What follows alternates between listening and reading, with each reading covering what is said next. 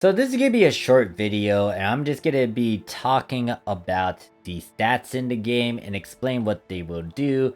The reason why I'm making this video is just to shorten the length of some of the other videos, so I don't need to extend it or make it too dummy long.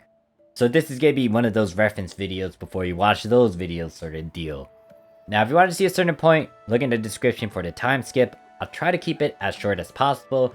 And before I get started, if I do mess up on something, or if I didn't say something correctly, or if you want to add on to it, onto a certain point that I might say about a certain stat, you can say it in the comments. Don't be afraid to correct me or just add some stuff that some people may not be aware of. So, when it comes to the stats, you can easily pull it up over here in the monster tab, and you just hit this button over here. It will show all of these. Attack, defense, HP, attack speed, crit rate, crit damage, accuracy, resistance, precision, and evasion. Your summoner, your character, has all of that minus the attack speed. So when it comes to your creatures, there's a number of things that's going to influence some of these numbers. Note that when it comes to the runes and their substats, most of the time it's going to influence these stats. Crit rate all the way down to evasion. Actually, attack speed all the way down to evasion.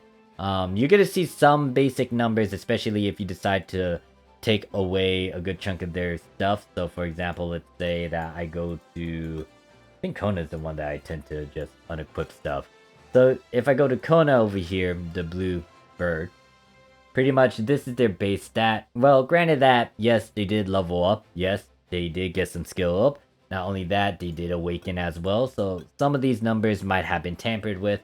But the big thing is though, like, these numbers aren't as big until I put the runes on them, and I already made separate videos talking about runes and all that. If you want to see that, it might be on my channel. If it's not there yet, give it some time, I'll most likely make something. But yeah, so there's that.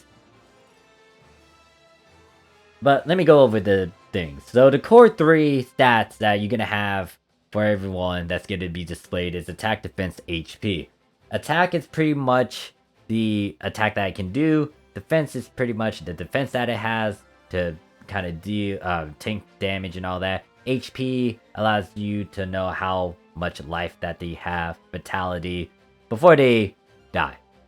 So moving on away from that, attack speed. Attack speed is the rate that it is moving, well, attacking. So it's literally the attack speed. I thought it was a bit more when I came into this game and when I asked around, but no, it's literally that. It's attack speed. Crit rate percent is pretty much the percent rate that you're going to get a critical.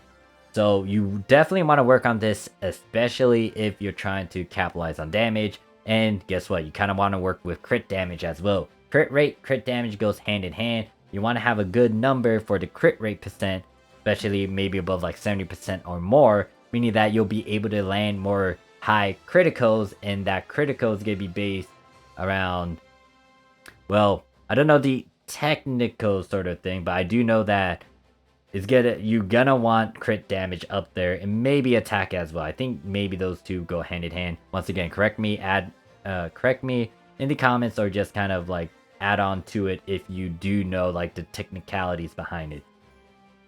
Accuracy is more of you making sure that you land a certain buff or debuff, but specifically I think it's more on debuff. So if you have 100% accuracy, there's a high chance.